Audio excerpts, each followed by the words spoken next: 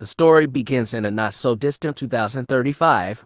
The intrepid crew of the Ares 3 expedition safely lands on the arid red landscape of the distant planet Mars. The crew of the Hermes includes Commander Melissa Lewis, Jessica Chastain, botanist Mark Watney, Matt Damon, IT guru Beth Johansson, Kate Mara, pilot Rick Martinez, Michael Pena, flight surgeon Chris Beck, Sebastian Stan, and navigator and chemist Alex Vogel, Axel Henny, are gathering samples before re-entering their living facility, the Hab. The crew learns that a storm is approaching. The storm's intensity and high winds led Commander Lewis to order a mission abort. Watney argues for waiting it out and brings up the rear as the crew heads toward the MAV, Mars Ascent Vehicle, the ship that will take them back to the orbiting Hermes, and their suits. Heavy winds and sand gusts surround them. A satellite dish breaks off and strikes Watney, knocking him out of sight of the rest of the crew. Lewis tries to guide the others to find Watney, but visibility is very poor and the storm is way too strong for them. They head back into the MAV without Watney and lift off. The pilot, Martinez, is barely able to keep the rocket from toppling, but the launch from the planet is successful. Back on Earth, NASA Director Teddy Sanders, Jeff Daniels holds a press conference to announce that while the Hermes crew succeeded in leaving Mars, Mark Watney was lost, and he is declared dead. Watney wakes up on Mars on what is Sol 21.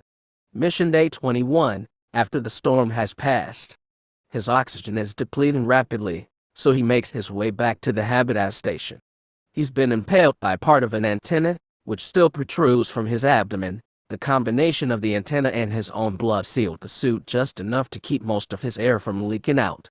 In a painful procedure, Watney pulls the antenna out, uses forceps to fish out a piece that broke off in the wound, and then staples the wound shut. He sits down to make a video log, where he outlines the situation. He's alive, but he can't contact Earth or Hermes. It'll be 4 years before the next manned mission is launched, and with the food supply in the habitat meant for him and the other 5 crew members, he has almost a year's worth of food, or a little longer if he rations.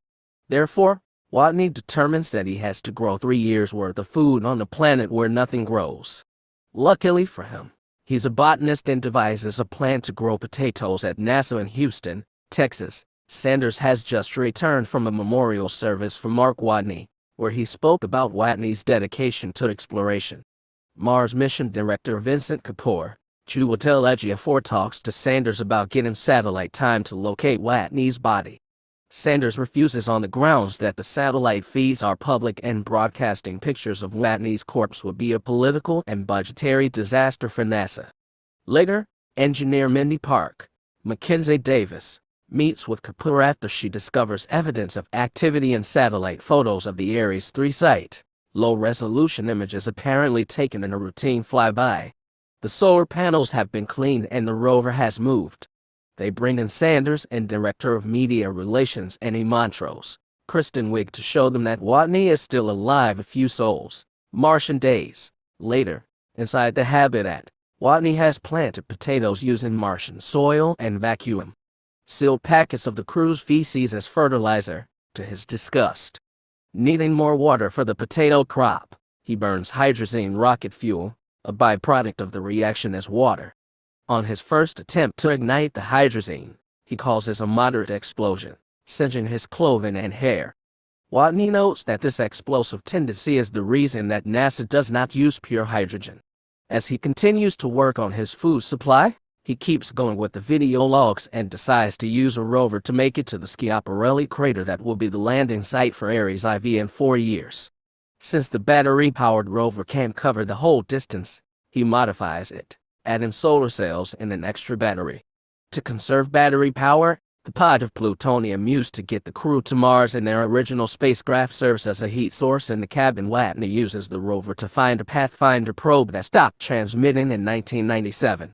He hopes to use it to get in touch with NASA. He digs the old probe out of the sand, spreads his solar panels to charge the batteries, and discovers that it still works. Using handwritten signs for the Pathfinder's camera, he is able to send a message to NASA confirming that he is alive. Kapoor is able to receive the message because he and colleagues at the Jet Propulsion Lab, JPL, who built the Pathfinders, have pulled another Pathfinder out of storage, rounded up the engineers who worked on it, and got it working again. They managed to communicate with Watney, first by panning the Mars Pathfinder's camera to point at yes or no signs when Watney asks if his signal is being received, and then by panning around the hexadecimal clock that Watney has scratched out on the ground around his Pathfinder. NASA uses this system to tell him how to hack the rover's operating system so it can transmit text back to Earth. When Watney, finally able to type his messages chat style, asks how the Hermes crew took the news that he wasn't dead, Kapoor regretfully tells him that the crew hasn't been told. Watney responds with obscenities, which are broadcast all over the world. Watney's story becomes a worldwide sensation.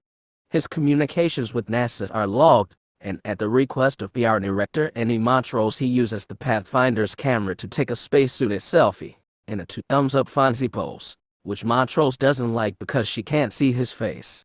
Kapoor reminds her that Mark can't remove his helmet near the camera, which is outside the hab. Meanwhile, the crew aboard Hermes has spent the last couple of months quietly flying back toward Earth while keeping in touch with their loved ones. The flight director of Ares 3, Mitch Henderson, Sean Bean, contacts the crew and informs them that Watney is alive, and that NASA has kept it from them for the last 2 months so as to not distract them from their mission. The news only makes them angry and guilt-ridden, but Henderson tells them that Watney has stressed repeatedly that it wasn't their fault and they had reason to believe that he was dead. The folks at NASA determine that they can reach Watney by Sol 868. The food he's growing plus the rations in the hab will run out in a bit over 900 days. Sanders frets that the margin of error is too small back on Mars.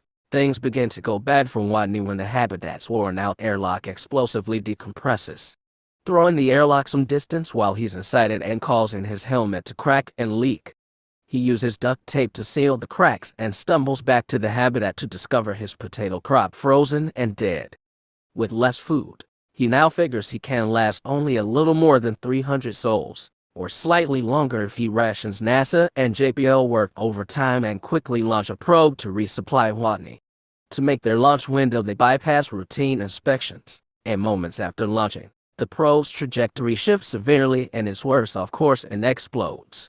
Meanwhile in China, 2 directors from the Chinese National Space Administration, Zhu Tao, Chen Shu, and Guo Ming, Eriko, witness the explosion and discuss helping NASA by offering their classified booster rocket technology to launch a supply craft. Guo Ming asks Zhu Tao why NASA has not already asked for their help, and Zhu Tao reminds him that it is a top-secret program that NASA will not have any knowledge of. They decide that in the interests of international scientific cooperation, they will contact NASA and offer their booster rocket. Rich Purnell, Donald Glover, an eccentric and absent-minded but brilliant astronomicist, devises a plan to accelerate the return in Hermes around Earth, gaining a gravitational boost and sending it back to Mars to get Watney. The Chinese rocket will resupply the Hermes for its extended voyage.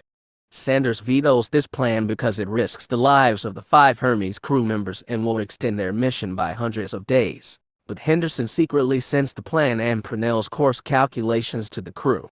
The crew talks it over. They understand that the surreptitious arrival of the plan means that NASA brass have rejected the idea. They assume that if they go back to Mars, the 2 military members, Lewis and Martinez, will be court-martialed for mutiny and the 3 civilians will never be allowed to fly another mission. Lewis calls for a unanimous vote, and they all agree to go back for Watney. Johansson hacks the Hermes computers to prevent NASA from taking control and they change course, sending a cryptic message to Houston. Rich Purnell is a steely-eyed missile man. Sanders is angry with Henderson, who he assumes sent the plan to Hermes. Henderson doesn't deny, but will not confirm his actions either. Sanders explains that his priority is for NASA to keep flying, but Congress is very sensitive to public opinion, and the bad publicity that would result if Purnell's plan failed would likely reduce NASA's budget for years to come. He asks for Henderson's resignation when the mission is over. Then he's forced to announce that NASA is sending Hermes back to Mars to rescue Watney. 7 months pass on Mars. Watney has lost a lot of weight, has grown a lot of facial hair, and his teeth are rotting. He started losing hope in his survival and rescue. He records a video log asking Commander Lewis to let his parents know of his fate. NASA sends him instructions to make extensive modifications to the rover, which Watney bemusedly performs. He packs up the rover and leaves the Ares 3 site, having spent 461 souls there, and heads for the Ares IVMAV, which was dropped on Mars well ahead of the Ares IV mission. It's a 3,200-kilometer drive across a trackless and inhospitable Martian landscape. He stops every day for 13 hours to sleep and recharge the rover's batteries with solar panels. During his excursion, he reasons that Mars is legally international waters, that is subject to maritime law because it can't be claimed by any country on Earth. After the Hermes has swung around Earth and collected the supplies, they travel back to Mars. NASA and the rest of the world watch with anticipation. With 12 minutes delay, no one on Earth can help by radio. Watney has to remove 5,000 kilograms of weight from the MAV to make it light enough to reach Hermes orbit. He jettisons most of the seats, all the navigation and control systems, and replaces the nose cone airlock, a crucial structural piece and the single heaviest component, with the TARP Martinez, flying the MAV by remote control. Launches Watney into orbit. The MAV comes up too low to reach the Hermes spaceship.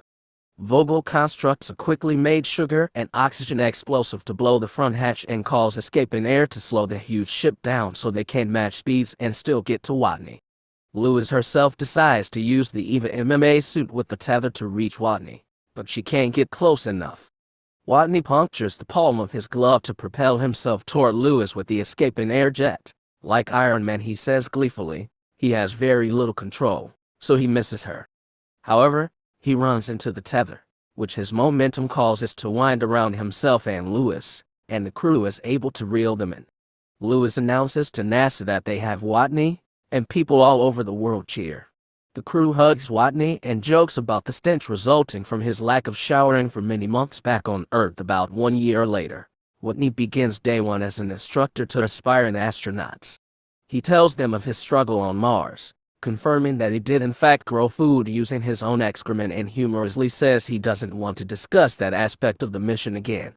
He tells them that if things should go south for them, they can either accept their fate or start solving problems, because that's how you survive, by overcoming one problem after another. During the closing credits, we see the characters years later as they watch the launch of Ares V, in which Martinez is the commander. Kapoor, Montrose, Park, and Sanders watch from NASA along with Guomin and Jutao. Henderson is retired and golfing with his son. Lewis watches at home with her husband, while Vogel is at home with his family. Beck and Johansson have gotten married and watch from the hospital with their new baby.